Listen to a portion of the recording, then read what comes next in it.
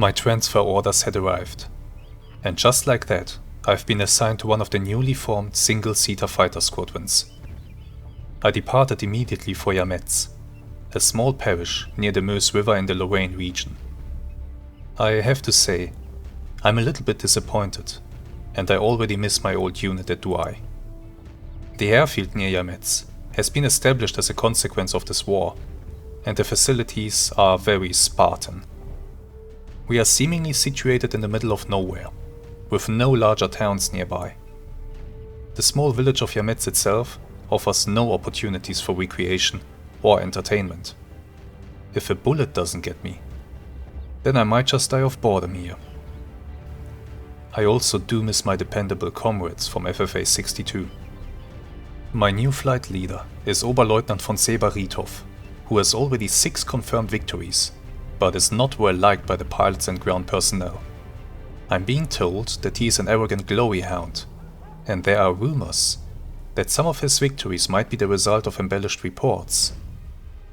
His previously rapidly rising count suddenly stopped after the officer responsible for confirming the claims was replaced a week ago. Surely, the number of his victories has nothing to do with that officer being a cousin of his. These rumors and his attitude seem to have led to some resentment. Indeed, Oberleutnant von Seber-Riethoff quickly endeared himself to me as well, when I reported to him and he wasted no time telling me that it is the flight's task to guard his tail when he attacks an enemy airplane, and to otherwise leave him to do the attacking. I'll see if he is as good as he thinks he is, but I doubt that his skills are comparable to those of Immelmann or Bölke. The other pilots in the squadron appear to be friendly, and I think I'll get along with them. My spirits were lifted when I was shown my new plane, a Fokker E2. Finally, I was rid of the lame E1. The 100 horsepower engine of the E2 promises a much better performance, and I took the first opportunity to take the plane for a short flight around the airfield.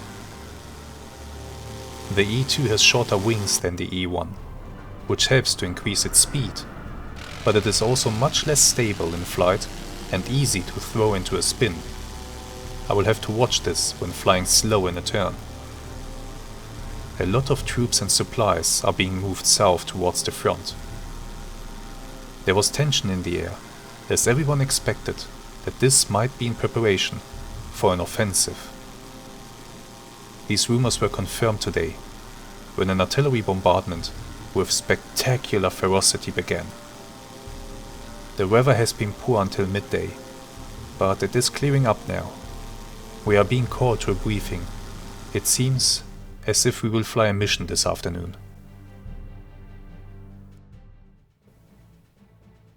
Hello there, and welcome to a new episode of our amazing Wings Over Flanders Fields campaign, where we are playing as the German pilot Felix von Berg, but we are no longer flying for FFA 62.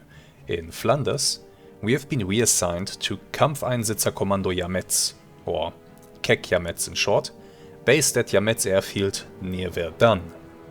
Also, we have been given a new aircraft. We are no longer flying the terribly outdated Fokker E1. We are from now on flying the slightly less outdated Fokker E2, the E1's successor. The biggest difference is that we now have a much more powerful 100 horsepower engine, and how can I best describe it? The E2 doesn't feel as if it wants to plunge out of the sky just because you enter a turn. Something that was absolutely true for the E1. This aircraft here, the E2, it feels as if it has just enough power to sustain flight, which is a big plus in my book, and I think I'll enjoy my time in it. But the aircraft does have its flaws, some new ones as well. I'll go over those later when we're actually flying it. For now, let me remind you that this aircraft design at this point in the war is very much outdated. We will struggle against the French Nieuport 11 and the upcoming Nieuport 16. We are still really going to struggle against those aircraft types because they are frankly much better than what we are flying. But my hope is that now we'll have at least a fighting chance. So, today is the 21st of February 1916. That was a very important day, because on that day the Battle of Verdun began, and we are going to be a part of that epic struggle. But what part will we play?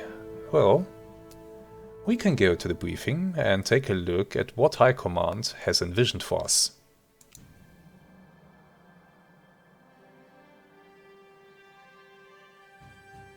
Oh, what the hell is this? Briefing from the Commandant.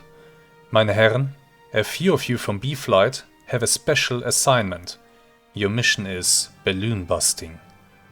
Attack and destroy the enemy observation balloon. Watch out for the ground support. This is a special assignment. The Commandant has chosen B-Flight to carry out this vital mission. Ensure any ground units at the balloon site are destroyed. Only 3 machines from B-Flight will carry out this operation. Our destination is the enemy's observation balloon in sector VB811, 19 miles away. Recommended average altitude of flight approximately 1,200 meters. Good luck. I'll need that luck to survive this mission. Holy crap. I have a very, very bad feeling about this. A very bad feeling. Where are we going exactly? Are you kidding me?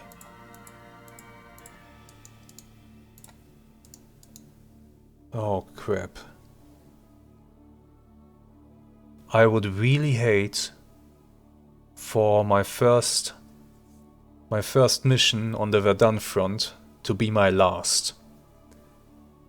But this is extremely dangerous.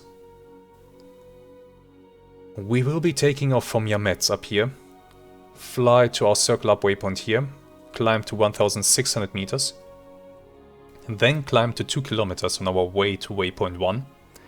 And then we are going to go into a shallow dive as we cross the front lines and follow the Mius river all the way to this bend in the river near Verdun, where the French have an observation balloon in the air. And we are going to attack that balloon, and there will only be 3 of us. Leading the flight, Oberleutnant von Seber-Riedhoff, flying a Fokker E3. Very good morale, average skill, 42 missions, 6 victories. So actually an ace. Excuse me. Lieutenant Hugo Preuss, also flying a Fokker E3. Morale is above average, skill is average, missions 21, victories 1. He is going to accompany us. But I have a very bad feeling about this. It's only going to be us 3. Probably Kette 1 has received another task somewhere. So we are going to do this one on our own. This is a... I'm not sure. Is this a death sentence? This is terrible. I mean, attacking an observation balloon is super dangerous at the best of times. But we'll be doing it...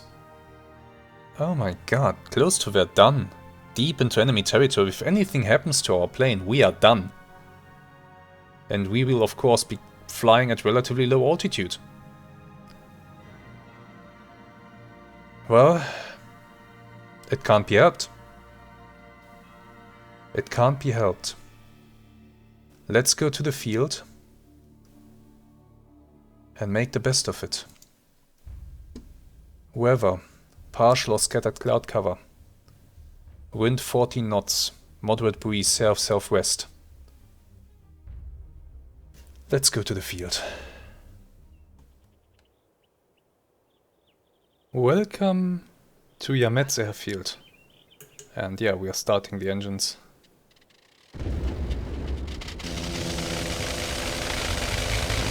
Okay. There they go. 1 and 2, and I'm gonna be 3. They are both flying the Fokker E3, I'm flying the E2. They have the same engine as I do, so I don't think I'll have any trouble keeping up with them. I might even be slightly faster than they are, because the Fokker E2 actually had smaller wings compared to the E1 and also the E3. Yeah, the E2, it has smaller wings. I think also the airframe is shorter than on the E1 and on the E3. The idea was basically to not only give the aircraft a more powerful engine, but also to make it more maneuverable. What they achieved instead is to make the aircraft much more twitchy, much more difficult to fly, much more unstable. This thing really likes to go into a roll. And, well, at least it's also quite easy to get out of it. But, yeah. With the E3, they went back to larger wings and a slightly longer airframe to make the aircraft more stable again. And that should tell you everything about how successful the E2 was as a design. It was beloved by some of its pilots, yes, but new pilots tended to die when flying this thing. Or at least get into accidents. So, the first flight that you see me do here on the VERDUN front, I've done a lone wolf mission where I've basically just tested out the E2 flying around the airfield here. The airfield is situated in a pretty nice place right there, and I think that it's going to be relatively easy to find my way home if I should have to do that on my own. Because we over there have the Mius River as a big landmark that is leading north from the front lines, and then I just have to look for our airfield when we reach these hills here, and it will be, let me get my wing, and it will be right there. So that's nice. I think we'll have a much easier time finding our way home while Yametz is our home base than we had when we were stationed at Douai in Flanders, where everything is simply flat. Here we actually have hills, we have a nice river, really nice. So visually, the VERDUN front is a bit more pleasing. There's also a big observation balloon hanging in the air, relatively close to our airfield. So that's going to help as well. We can see that the weather is kind of bad. There are a lot of clouds still in the air. I know that on the first day of the Battle of Verdun, the weather was quite bad initially, and aircraft were only able to fly in the afternoon. And that's exactly what the game did to us. We are flying in the afternoon now. I think it's almost 4 o'clock in the afternoon. The sun is getting a bit low in the sky. I just hope that we are home before it starts to set. I really do hope that. But yeah, first we have to survive our little incursion into enemy territory. That's going to be tough. That's going to be really tough.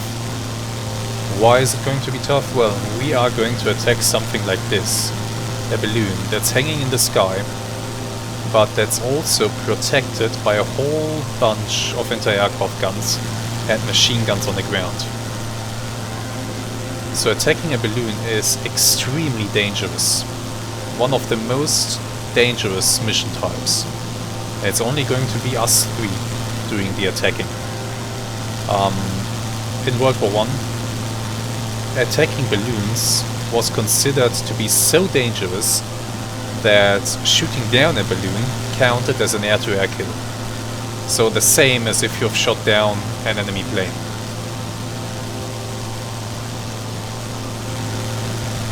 They were usually very well protected. And you had to go quite low, as you can see, to attack it.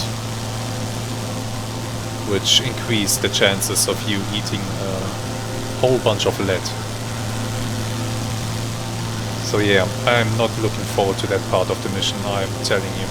I really don't want our first flight on the VERDUN front to be our last. I really don't. But okay, enough talking for now, I think. I think I'll put a little break into the video and we'll resume it once I'm closing in on the front lines that are over there. We are just basically going to follow the river. And our target balloon will be somewhere in the distance back there. So that's gonna be fun. See you in just a few moments.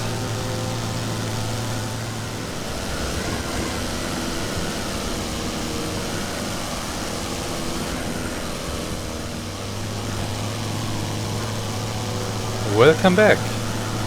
Okay, we are approaching the front lines. The river is to our right here, snaking towards the south, and we are following it towards our target somewhere in the distance. I think that we are about to cross the front lines. I see smoke down there and I've seen a massive artillery barrage, which I didn't catch quite. But there might be another. Oh yeah, there comes more artillery. More artillery is landing in the area. Looks like some buildings are burning. The battlefield is alive. Although I think at this point the battle will have already died down a bit. I mean, there was a massive artillery barrage that started this battle from the German side.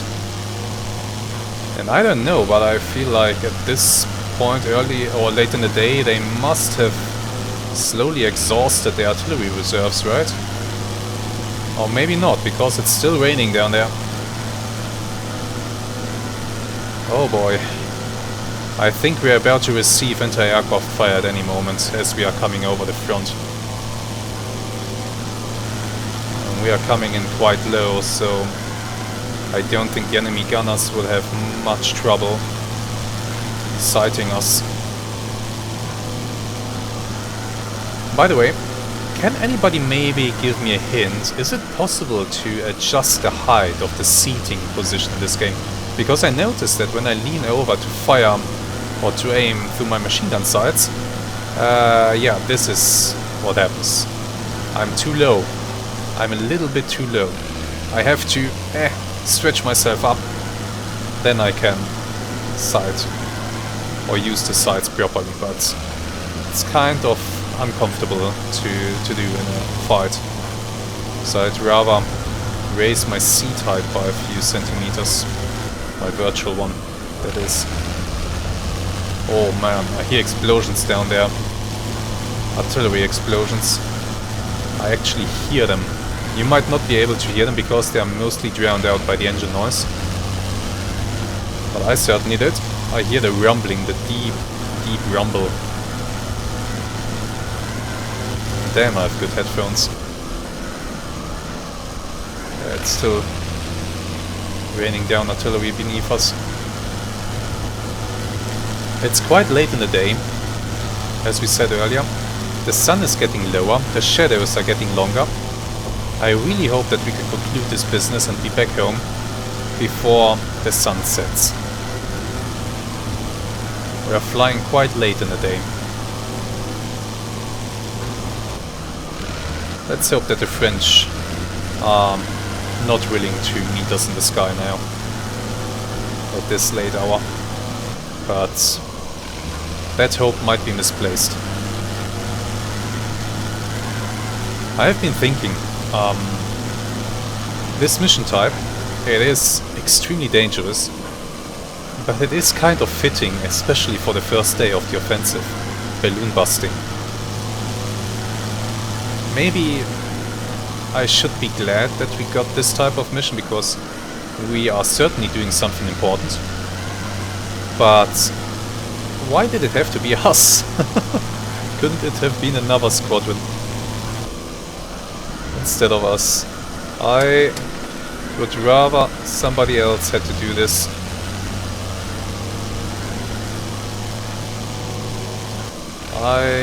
We could have stayed at home or done something else. A patrol over friendly lines, something like that. No, we have to go deep into enemy territory and hunt a balloon. No anti-aircraft fire yet, I am surprised. We are in enemy territory now. I think so. Well, maybe the anti-aircraft batteries were also overwhelmed on this first day by all the artillery raining down on them. So maybe we'll be good until we actually go near the balloon. That I can't see yet. It should be... Let me check something. It should be at an eastward bend in the river. The last bend in the river before the long straight stretch. So it should be pretty much down here somewhere. Oh, that must be the last bend. So that is where our target should be. Let's stay with my guys. We are going to be there relatively soon. So far, no sign of enemy aircraft, no sign of enemy anti-aircraft fire. Both things cheer me up and give me hope. Both things are good.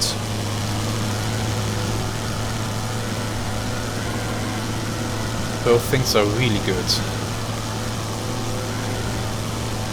Let's practice aiming down the sides. Yeah, this works. Okay. I can make it work. I think I can make it work. It's just not very comfortable, but maybe that's the point. These aircraft were not comfortable.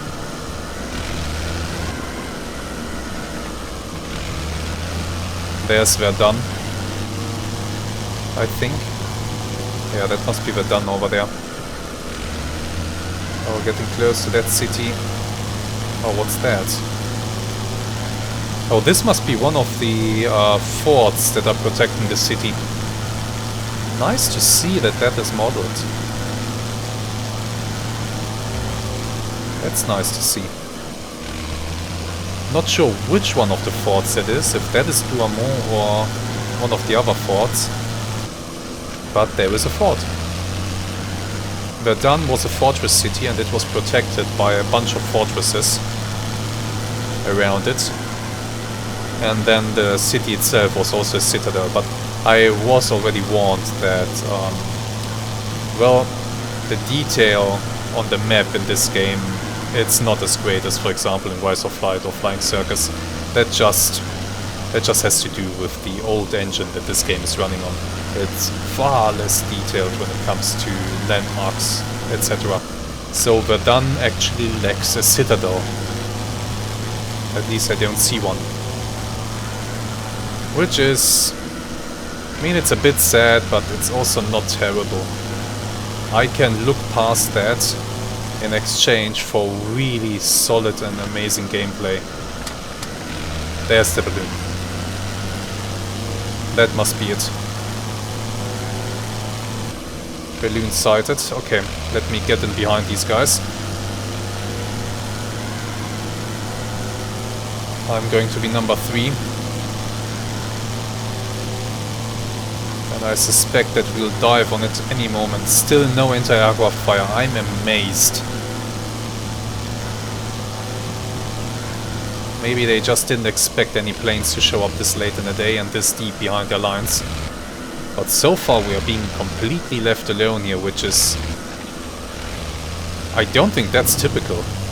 I'm lucky. Again. Oh, I spoke too soon. Oh, I hope I didn't jinx myself now.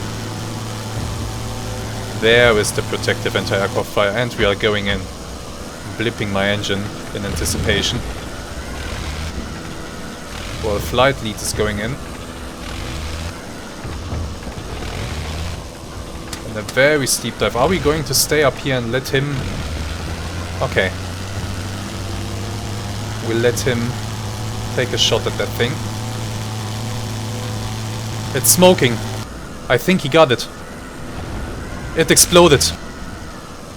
Get out of there. He's above the river. I think we did it.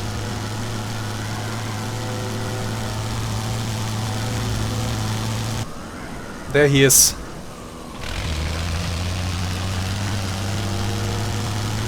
He's flying towards the city.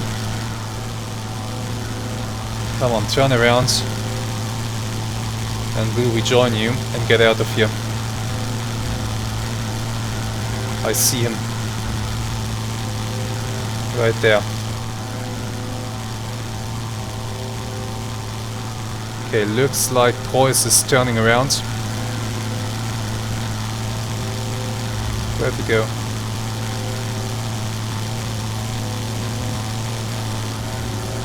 Lost him, but that's okay, I'll just follow Preuss.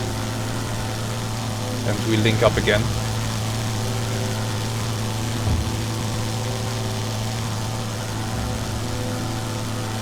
He got the balloon. Amazing. On the first pass too. Anti-aircraft fire has been surprisingly light. It really has. Let's hope our luck holds. Oh, there it is. It's picking up again. As we are getting closer to the city. Yeah. Anti-aircraft fire, front left. More Fokkers. Maybe that's Kette 1. Or another Fokker squadron. Okay, that explains it. The skies, at least on the first day of the battle, are under our control. We are flying all the way to Verdun. Nice to see that we are not alone. We are now receiving a lot of anti-aircraft fire, yes, but that's okay. That is okay. Let's be oh my god, that was close. Okay, let's be a little bit cinematic here. Whee! Can't get me Frenchies. I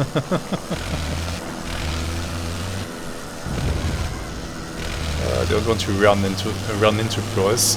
Have to look out for him. Where is he? There he is. And now we are just flying past the river on our way back.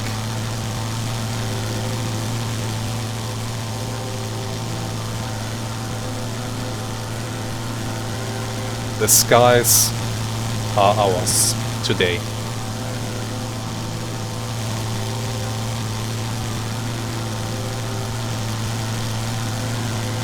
The French have probably been overwhelmed in the air as well. Now that's a situation that won't stay like this. The battle will intensify. The French will bring up many more reinforcements. In aircraft as well. So it's gonna be a tough time near Verdun here. It's going to be a tough time. And that flight of Fokkers over there, not sure who they are, if they belong to our squadron or if that's another squadron flying here. But maybe there weren't just two of them when they began their mission. Maybe there were more. In any case, they diverted the enemy's attention. And we were able to take out the enemy balloon. Awesome. I'm very happy with the result. And we didn't get jumped by Newports. So, this might actually be an episode with no shooting from my end. But I still think that it's really interesting to be part of the first day of the battle here. And to see that, yes, we seem to have control of the skies. And I'm sure that's going to change, and we are going to see that change. The friendlies over there receiving more anti-aircraft fire. As they are flying back. We are going to be part of this epic battle. I'll talk more about the battle in future episodes and why it was so terrible. Oh my god, did you see that? All those flashes. I'm a little bit too far away to see the dust actually, because the air is just so full of it. But did you see that barrage?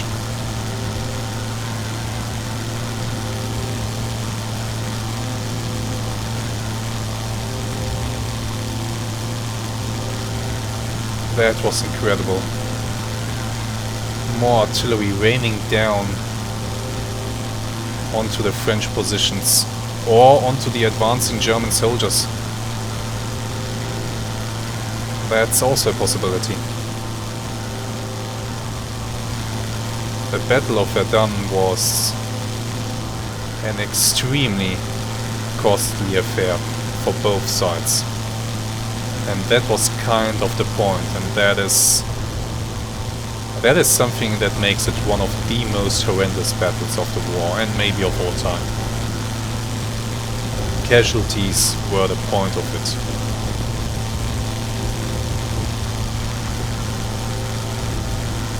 Massive casualties. It was supposed to be a meat grinder. And it really did turn into one. The French called it the furnace.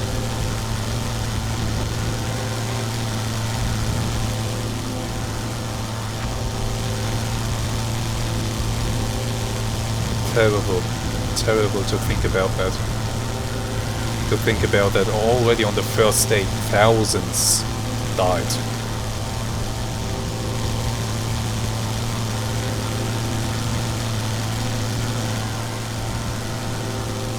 Oh well. Let's not dwell on that too much right now. I'm sure there will be some news reports that we'll get to read once we land back at Yametz. How is my fuel? Plenty. We should have plenty to make it home to Yametz. No. No playing glider for me today. One of you, or some of you have actually criticized me in the comments, like, why am I running out of fuel? Or, oh well, he ran out of fuel again.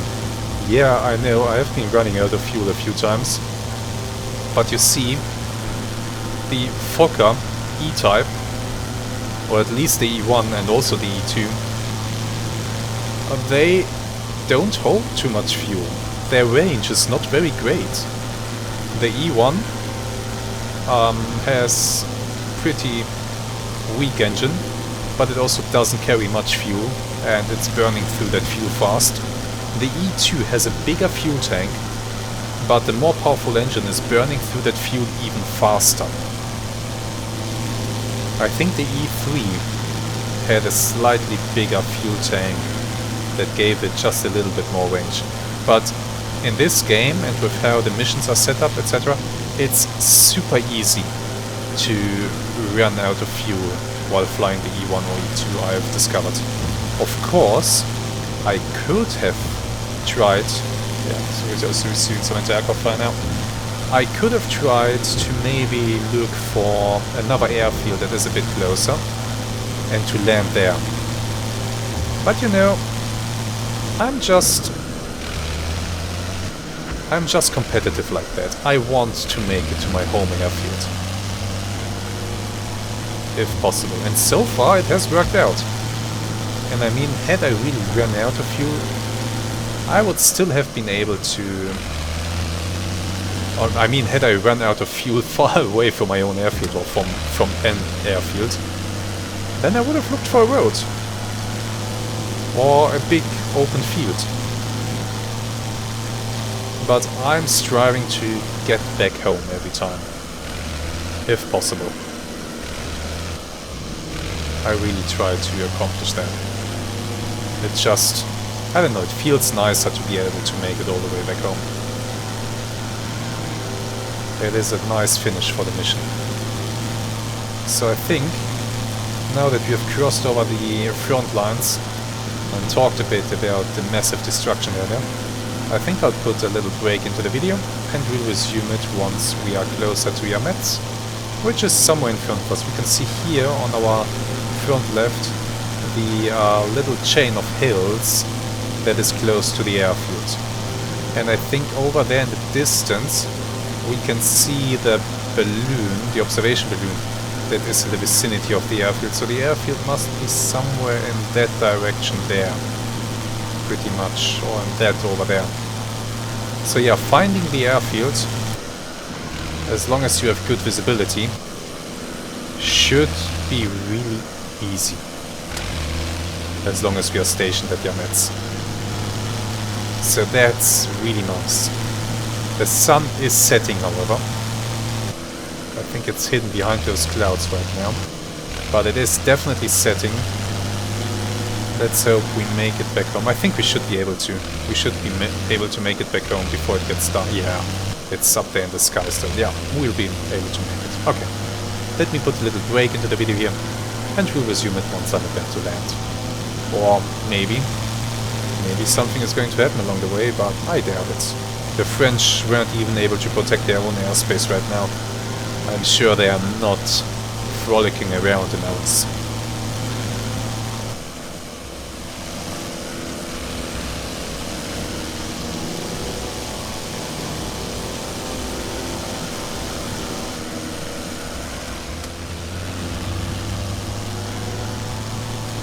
Welcome back.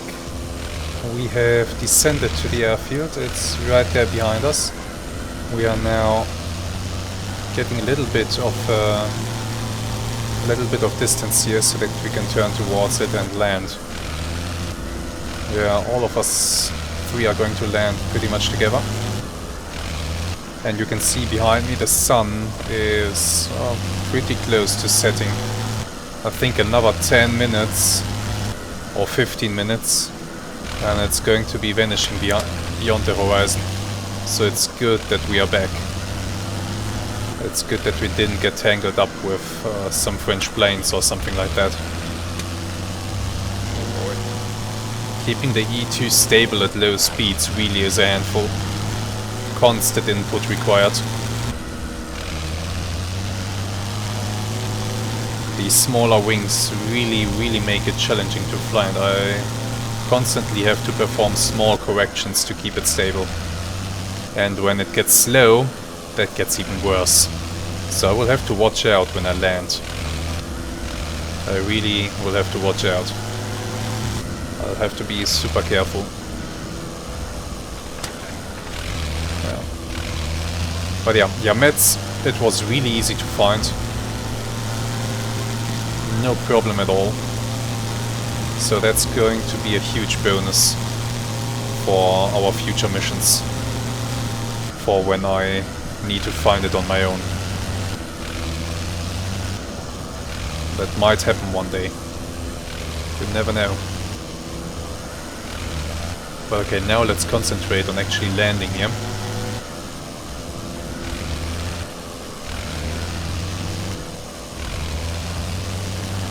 The approach. We have some trees there, we have some tents there. This might be slightly challenging. I'll have to watch out for those. While at the same time not coming in too fast.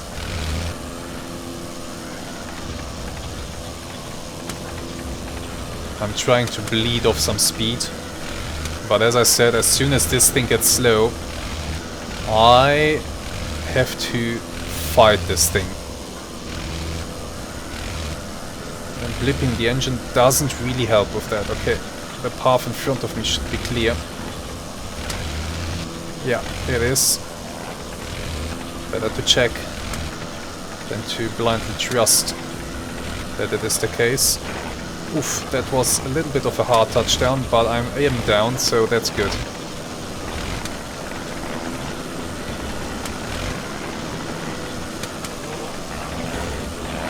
Damn it, I choked out my engine. Let me get out of his way.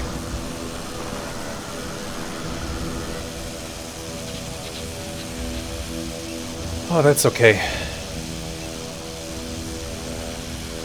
That is okay. Decent enough landing, I suppose.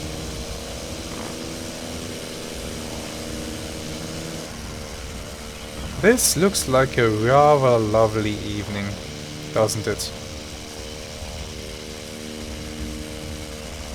A nice end to a tense but successful mission. And yes, I didn't get to shoot anything, but well, let me know in the comments. I still think that this was a pretty interesting and suspenseful mission. All kinds of things could have gone wrong, but seeing those other friendly Fokkers in the sky, that really helped to put things into perspective. Very nice. So, I guess we'll leave my plane to the mechanics, and we'll go and have a few drinks in whatever serves as a mess hall here.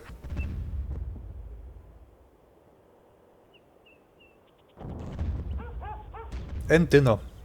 Yeah, dinner sounds nice. Let's go to the debrief. First, let's go to the debrief. Oh boy, I'm so glad that we survived this mission. I really am. This could have gone very differently. Total flying time was 58 minutes. I of course didn't shoot anything. We must take the war to the enemy in the air, get ready for the next flight, yada yada. Let's see, balloon busting. Our mission for today was to attack and destroy the designated observation balloon.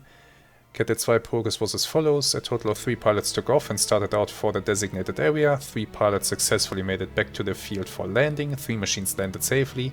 The designated enemy observation balloon was successfully taken down. Good job. Let's go to the details. And we can see here that Martin von Seber-Riedhoff, he fired at the balloon, scored hits, and he is going to claim that little gas bag. Well, it's not that little actually, but he's going to claim it. And I don't know if I mentioned that today, but the members of our squadron, let's take a look at them. Let's take a look at the news. Let's see. The following pilots will be filing or have filed victory claims. Oberleutnant Martin von Seber-Riedhoff, 1 balloon destroyed. Okay, so he has filed that claim. I'm sure it will be confirmed. It is now the 23rd of February, so we skipped a day. Okay, another day dawns on the Western Front. It is now the 23rd of February 1916. The enemy must be as tired as we are with this never-ending mayhem, but we must continue. Lieutenant Hugo Preuss has been given a 48-hour pass. The following members have had their claims rejected. Oh my god. It doesn't only happen to me. How could they reject that? He should have been awarded that balloon. But okay. The Battle of Verdun is still raging on in the Verdun region. The Battle of Verdun is approximately 23 miles away. Fortunately, we are not in direct line of fire. Be extremely careful out there, and if hit, always strive to get back over friendly lines before trying to find a suitable landing spot. Things remain busy in our air sector, and the air war has been dubbed the Fokker Scourge. Yeah. Okay. Oh, I would have welcomed it if he had been given that victory, but okay, let me scroll back. I've read this one to you. Yes, action at Ypres, where the Germans took the bluff from the British. Yeah, I've read that to you, I think. Let's go on. 17th of February 1916. French expand bombing action. With large numbers of Quadron G4 aircraft now in the hands of bomber squadrons, the French are carrying out ambitious bombing attacks deep behind German lines. Rumors of bombing raids as far east as the German Rhineland have been circulating. The French appear to have enough aircraft to carry out this work, as well as maintain observation flights, in the face of the ongoing Fokker menace. There is a cost, as French losses are steady and rising, as German pilots increasingly exploit the poor rearward defenses of the quadron workhorse. Didn't I read this one to you as well? Oh well, let's go on. 19th of February 1916. German Keck formations. The German military is organizing specialist aviation units called Kampfeinsitzerkommando, Single Seat Battle Unit, abbreviated as Keck. These will be based around Eindeckers and Pfalz E-series monoplanes, detached from their former FFA units and brought together in pairs and quartets at particularly strategic locations. Keck units are being formed at Vaux, Avillers, Yametz, Cunel and other strategic locations along the Western Front to act as Luftwachdienst, aerial guard force, units consisting only of fighters. Yeah, and we are part of Keck Yametz now. 21st of February, massive German attack at Verdun.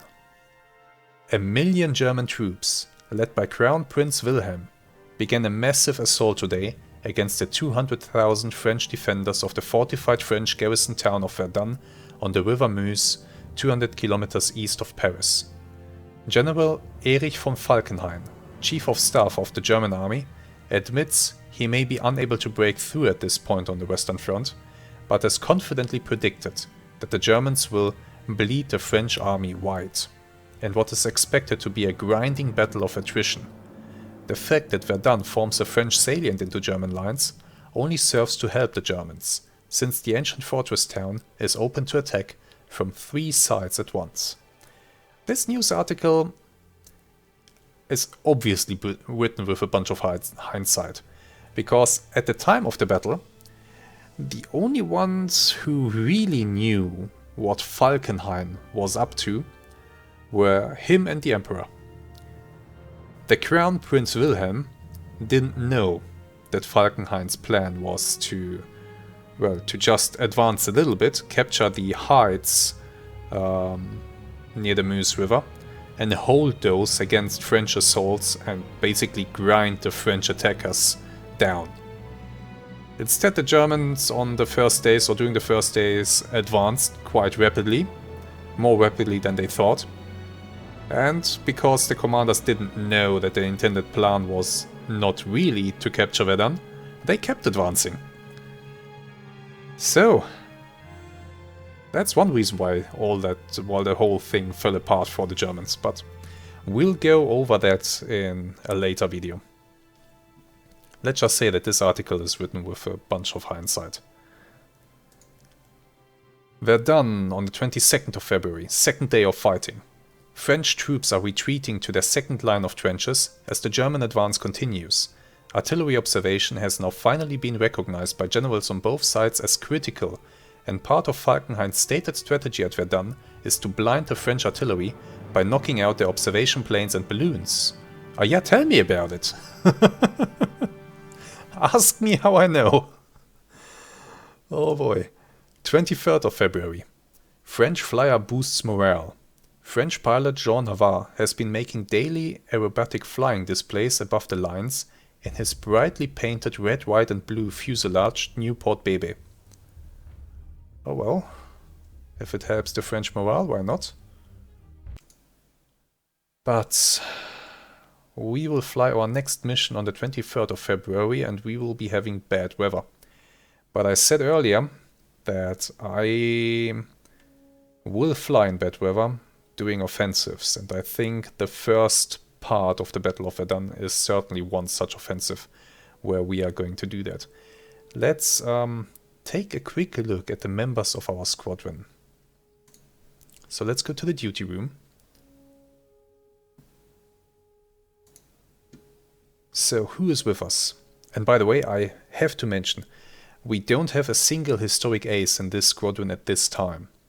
That means that every one of these guys can score kills, can be awarded those kills, and can die. Every single one of them, if they die, that's it, they are gone. The rules for historic aces don't apply to them. So I guess we better not get attached to anybody too much. But well, okay. Leading the squadron, Oberleutnant Martin von Seber-Riedhoff from Bessenbach in Germany. He is a promising pilot, really very keen in service, yeah.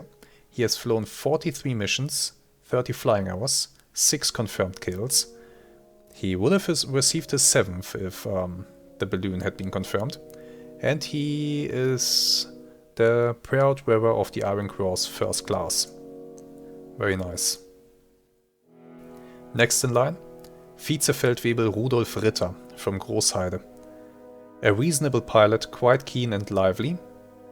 18 missions flown, 9 flying hours, 4 confirmed kills already. Very promising.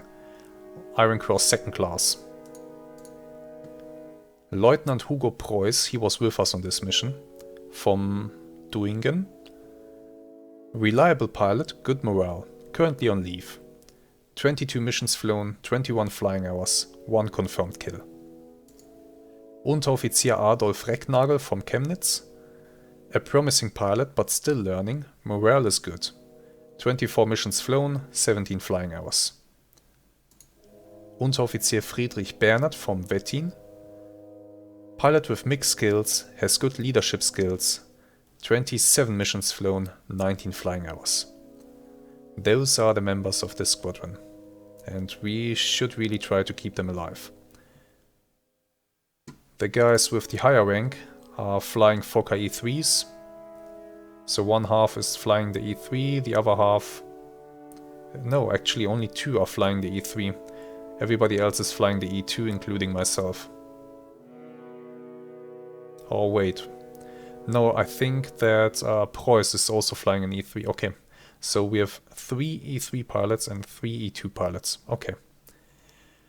Now let's go to the intel room really quick. I want to show you the situation on the front lines. So currently the war is very quiet apart from our area of the front, near Verdun here. There we have a battle currently going on.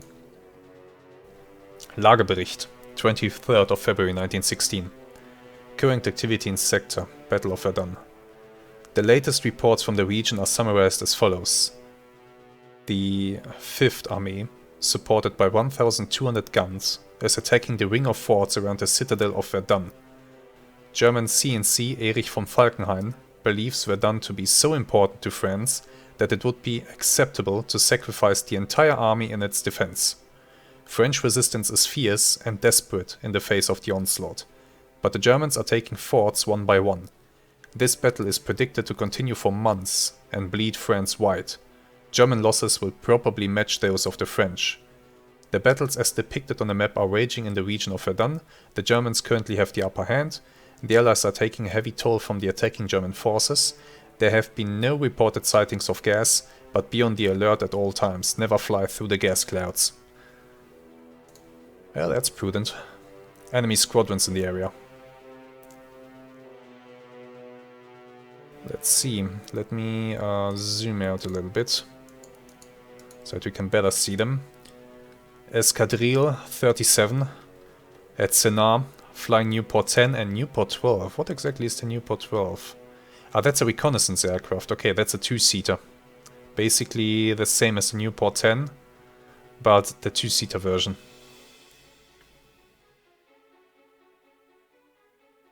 And the better engine, okay. Lewis gun in the rear. Oh well. Might also have a Lewis gun on the top wing to shoot forward. Could be a dangerous opponent. Who else is there? Escadrille 38 at La Noblette Fermée, flying the same aircraft. Escadrille 65 at Malzeville, flying the Newport 11. Thankfully far away from us. Escadrille 66 at the same airfield, flying Caudron G4. 67 at Verdun itself, flying Newport 11, and those guys are close to us. Also flying the Newport 10 and the Newport 12. A bunch of aces in the squadron. I'd rather not meet them, but I have a feeling that these guys are going to become our main opponents. 69 at La Chèpe, over here in the west, flying also the Newport 11. Escadrille 7, no details available right now at, what's the airfield called? At Lem, near Verdun. Escadrille 9 at Villars-les-Nancy, Caudron G4. Escadrille 11 at Lem, Caudrons. Escadrille 13 at Orve, Caudrons. 17 at Toul, Caudrons. 18 at Toul, also Caudrons. 42 at Villars-les-Nancy, Caudrons. 46 at Villars-en-Lieu, Caudrons. 64 at Somme-Vesle. Not quite sure. I'm probably butchering a bunch of names here. How many are there? Damn, they have a bunch of escadrilles. Let's go through them real quick here. Wait. I was already at this, yeah. Then we have 66 at Malzeville, and that's it. Okay. Those are the enemy squadrons. Friendly squadrons in the area. Bostar 6 at Spincourt. Fliegerabteilung 13, Martincourt, FA-19, Yametz sharing the airfield with us, flying aviatics. No, excuse me. I read that wrong. They are stationed at Mars-Latour. Is anybody sharing our airfield? Let's just check that real quick. I don't want to bore you to death here. You guys. Fliegerabteilung Artillerie 203. So, Flight Detachment Artillery 203. Flying aviatics, they are also at Yametz. Anybody else?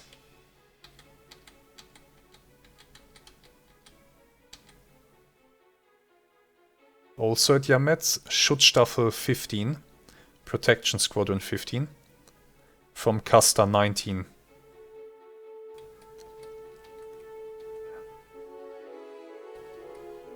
Okay.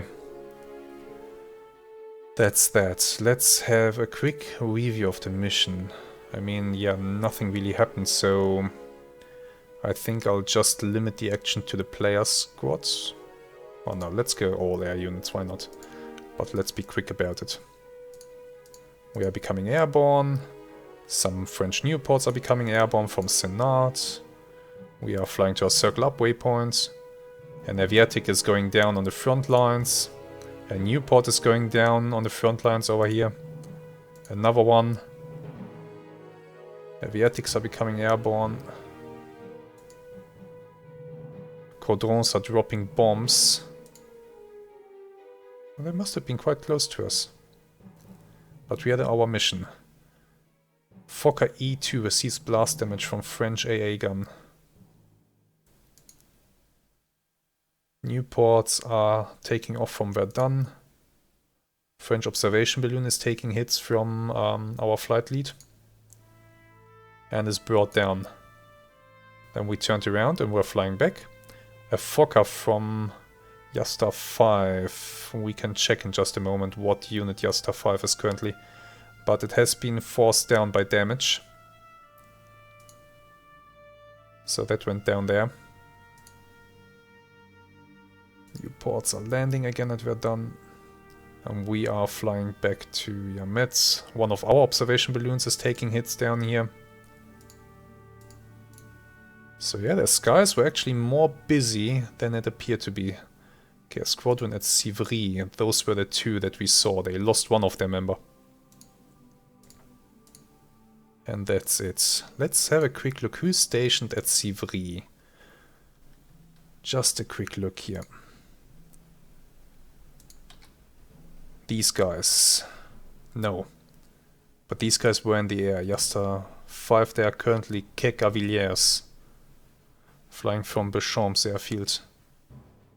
Who is stationed at... Okay, so I guess they are stationed at Bechamps, but they just decided to go to the closest airfield, which is Sivry. But they are stationed over here. Okay. They lost one of their planes. That's why we only saw two of them. Well, that has been a mission. And I'm really glad that we survived it. I really am. Let me know in the comments what you think of it. And what your predictions are for this battle. How tough will this be? I have a feeling it's going to be very tough. Let's hope that I can survive long enough to get into another aircraft. But it remains to be seen. For now, I want to thank you very much for taking the time to watch today's episode. I really do hope that you have enjoyed it. This first foray into enemy territory at VERDUN. It surely won't be the last. So, I hope you're looking forward to more, and I hope to see you again next time. Until then, have some really great days, and goodbye.